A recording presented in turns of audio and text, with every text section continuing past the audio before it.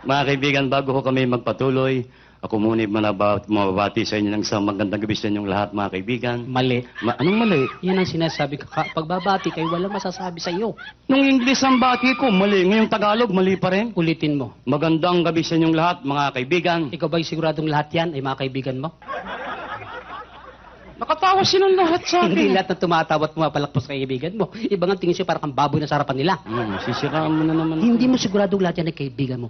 Tanggalin mo sa tang kaibigan na mga sigurado ka. Wala nang kaibigan. Dapat. Pwede nang bumati. Ayusin mo. Magandang gabi sa inyong lahat. Kanino mo sinasabi yan?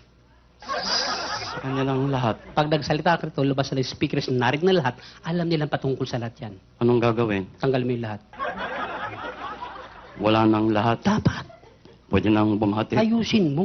Magandang gabi sa inyo. May kakulitan ka rin. Bakit nga? Alang man tayong dalawa magbatian dito. Siyempre. Kanino mo sinasabi yan? Sa kanila. Alam nilang para sa kalang tanggal mo inyo. Wala nang inyo. Dapat. Magandang gabi. Ano ba ngayon? Gabi. Hindi tanghali. Hindi. Hindi hapon. Hindi rin. Lalong hindi umaga. Hindi. Huwag mo silang gawing tanga. Alam nilang gabi ngayon. Anong gagawin? Tanggalin mo yung gabi. Wala nang gabi. Dapat. Maganda. Paano yung pangit?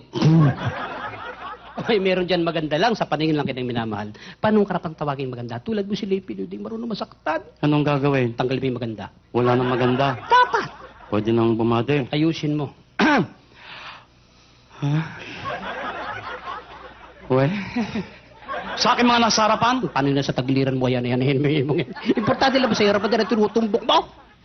Anong gagawin? Eh, tanggalin mo yung harapan. Sa mga walang harap. Buisit.